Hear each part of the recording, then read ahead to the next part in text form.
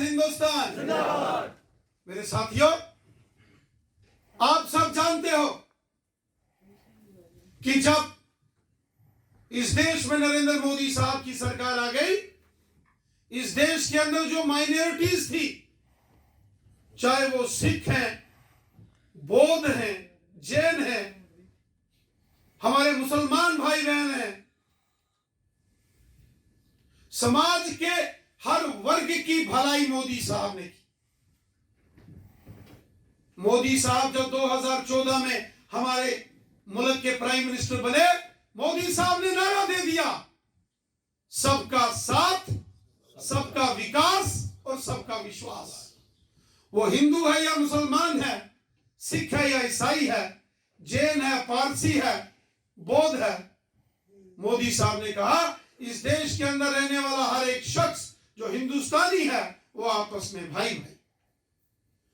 और जो मोदी साहब ने स्कीम्स लॉन्च की, आप देखो, प्रधानमंत्री किसान सम्मान निधि, तो कितने हमारे ऐसे सिख भाई हैं, कितने हमारे मुसलमान भाई हैं, बुद्धिस्ट हैं, जिनके सीधे खाते में 6-6 हजार रुपया प्राइम मिनिस्टर मोदी साहब की योजनाओं का सीधा उनके अकाउंट्स में आता है। साथियों, मोदी साहब ने जो गरीब परिवारों को प्रधानमंत्री उज्ज्वला योजना के तहत सिलेंडर गैस दिए, कितनी ऐसी फैमिलीज हैं हमारे मुसलमान भाई बहनों की, गुजर बकरवालों की, पहाड़ी कबीले के लोगों की, जिनको फ्री गैस के सिलेंडर कनेक्शन मिले, फ्री। कोरोना काल में मोदी साहब ने मुल्क के अंदर 80 करोड़ लोगों को फ्री राशन दिया, 135 करोड़ हिंदुस्तानियों को फ्री वैक्सीनेशन लगाई, सबके लिए लगाई। ये है मोदी सरकार। ये हर एक शख्स की सरकार है जो मोदी सरकार है। मोदी सरकार ने सबका भला किया। मोदी है तो मुमकिन है। जो माइनॉरिटीज हैं, जो हमारे देश के अंदर रहने वाले अल्पसंख्यक माइनॉरिटी कम्युनिटीज, सिख हैं, हमारे मुसलमान भाई बहन हैं, जैन हैं, बौद्ध हैं, पारसी हैं, समाज के क्रिश्चियंस हैं, समाज के हर वर्ग का ख्याल मोदी साहब ने रखा है। मोदी साहब ने जब भी स्कीमें बनाई, सबके लिए बनाई। आयुष्मान भारत का 5-5 लाख के जो गोल्डन कार्ड्स बन रहे हैं, हेल्थ कार्ड मोदी साहब ने बनाए। भगवान न करे, खुदा वाहिगुरु न करे कि कोई आदमी कभी बीमार हो, लेकिन अगर कोई आदमी बीमार हो जाए, एक साल में एक हेल्थ कार्ड से एक परिवार में 5-5 लाख रुपया यही मोदी सरकार सबको देती है। ये कोई छोटी मोटी स्कीम है क्या? आप बताओ,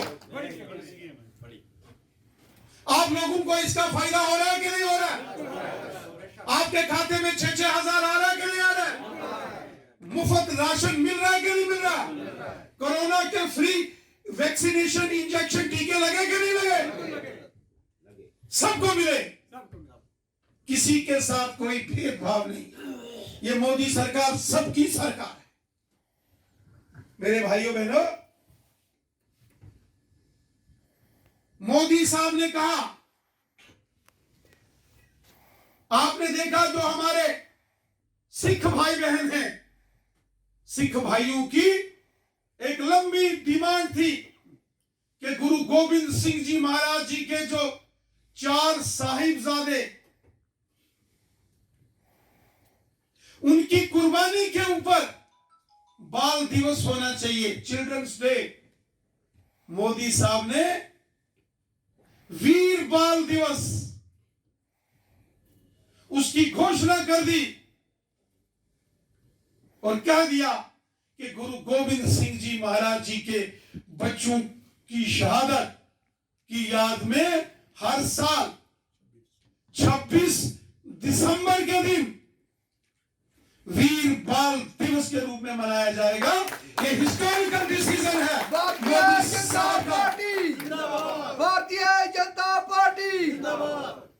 इस देश में डॉक्टर मनमोहन सिंह जी प्रधानमंत्री थे और वो एक सिख धर्म से वाबस्ता थे, सिख समाज से आते थे डॉक्टर मनमोहन सिंह साहब।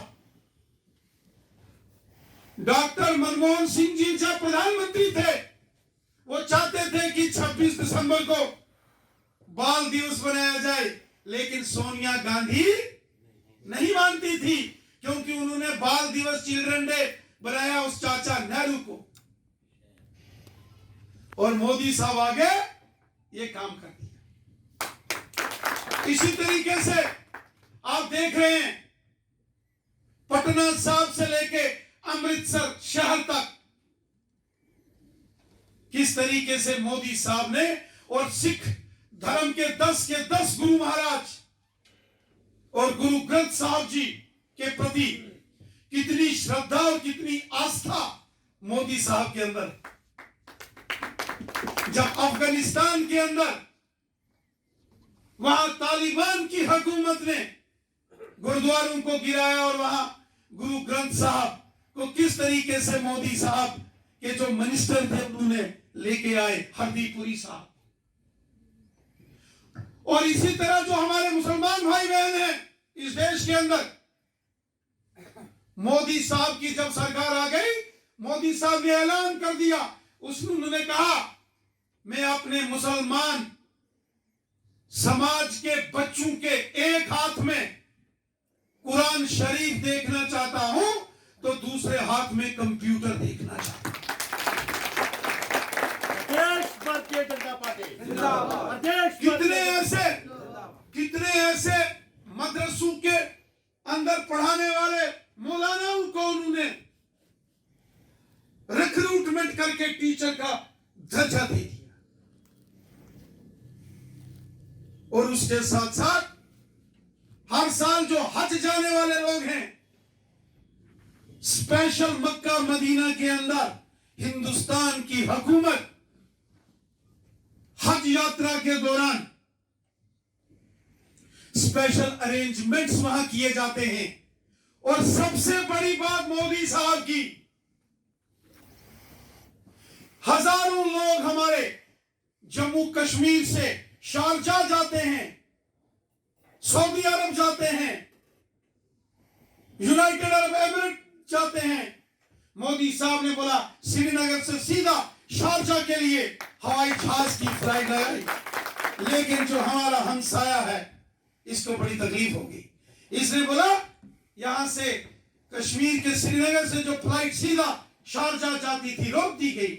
मोदी साहब ने वो कहा क्या हुआ, 2 घंटे ज्यादा टाइम लगेगा, यहां से दिल्ली से मुंबई होता हुआ जहाज जाएगा, लेकिन रुकने वाला नहीं। ये मोदी साहब, जो मोदी साहब की योजनाएं हैं, आज कितनी स्कीमें हैं जो माइनॉरिटीज के लिए हैं। आज गांव गांव में गरीब लोगों के मकान, प्रधानमंत्री आवास योजना, उसमें कोई ये नहीं पूछता ये हिंदू है कि मुसलमान है कि सिख है कि ईसाई है, सबके। स्वच्छ भारत मिशन के तहत टॉयलेट बाथरूम बनाने का काम गांव गांव में मोदी साहब ने सबके लिए भला किया। ये सरकार गरीब, मजदूर, किसान, गांव के, शहर के, पहाड़ के, मैदान के, हिंदू, मुसलमान, सिख, ईसाई, महिला, पुरुष, बच्चे, बुजुर्ग, नौजवान, ये सबकी सरकार है। साथियों, ये जो हमारे भारतीय जनता पार्टी माइनॉरिटी मोर्चा जम्मू कश्मीर के अंदर जो मुस्लिम समाज में, सिख समाज में, क्रिश्चियन समाज में, बौद्ध समाज में और जैन समाज में काम करता है, मैं आपसे एक अपील करता हूं, गुजारिश करता हूं आपको कि जो जो मोदी साहब की स्कीमें हैं उनको गांव गांव तक पहुंचाओ। आम गरीब, मजदूर, किसान, सबको इसका फायदा होना चाहिए। जिस भले के लिए जिस मिशन के लिए मोदी साहब ने ये स्कीमें लगाई हैं, उन स्कीमों से लोगों को फायदा होना चाहिए। आज मोदी साहब ने जम्मू कश्मीर के अंदर गुजर बकरवाल और गद्दी सिपी लोगों को यहां जंगलों में रहने के फॉरेस्ट राइट्स एक्ट दिए, जमीनों के मालिकाना हक गुजर बकरवालों को दिए, पॉलिटिकल रिजर्वेशन दी और इंटर डिस्ट्रिक्ट जैसा काला कानून जो एनसी कांग्रेस पीडीपी ने लगाया था वो खत्म किया। और साथ ही साथ मोदी साहब ने पहाड़ी कबीले के लोग, पहाड़ी कबीला जो जम्मू कश्मीर के अंदर 12 लाख पॉपुलेशन है और ज्यादातर लोग हमारे मुसलमान भाई बहन हैं, आज उनका भी अगर किसी ने नाम लिया, उनके साथ भी अगर इंसाफ की राह पर किसी ने कदम उठा आगे बढ़ाया है, वो मोदी साहब। तो मेरी आपसे गुजारिश है, ये माइनॉरिटी मोर्चा पहाड़ी कबीले के लोगों को भी अपने साथ जोड़ो, एसटी के लोगों को भी अपने साथ जोड़ो और पूरे जम्मू कश्मीर के अंदर एक सियासी तूफान खड़ा करके रखो। और जो भारतीय जनता पार्टी का मिशन है, मिशन 50+, 50 से ज्यादा सीटें लेकर रियासत जम्मू कश्मीर में बीजेपी की हुकूमत बने, ये भारतीय जनता पार्टी माइनॉरिटी मोर्चा ने ये काम करना है और मुझे आप पर विश्वास है, आप ये काम कर सकते हैं मेरे साथियों, और आप करेंगे।